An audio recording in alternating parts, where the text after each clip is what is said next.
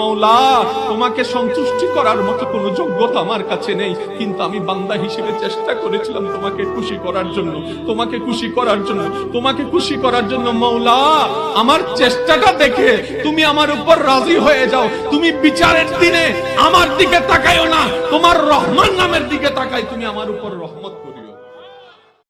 ভিডিওটা শয়তানের মতন টান মারেন না, দেখে যান। এই ভিডিওটা শেয়ার কারণে হতে পারে আপনার জান্নাত। জীবনে তো অনেক খারাপ ভিডিওতে শেয়ার করে যান। আপনারা কিসের সাথে ডেট করেন? এই ভিডিওটা রব্বানা রব্বানা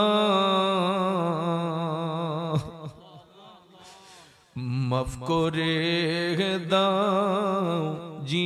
মুসলমানের ছেলে হয়ে যারা ইসলামী শাসনের বিরুদ্ধে মিছিল করে তারা আবার মুসলিম হয় কিভাবে? মুসলমানের মেয়ে হয়ে যারা এই পর্দার বিরুদ্ধে কথা বলে তারা আবার নিজেকে মুসলিম দাবি করে কিভাবে? ইসলাম কি এত সস্তা হয়ে গেল? তারা কি ভুলে গেছে উহুদের ময়দানে রাসূল সাল্লাল্লাহু আলাইহি সাল্লামের দাঁত ভাঙার কথা? যে রাসূল উম্মতি উম্মতি করে তার জীবন শেষ করে দিল, তারা সেই রাসূলের সামনে দাঁড়াবে কিভাবে? নাকি তারা আখিরাতে বিশ্বাস করে না? ইয়া রাসূলুল্লাহ, অনেক বড় গুনাহগার আমি। শুনেছি প্রত্যেক দিন নাকি ফেরেশতারা আপনার সামনে নামায় আমল হাজির করে। জানি না রে নবী, আমার আমল নামা দেখে আপনি কতটা কষ্ট পান।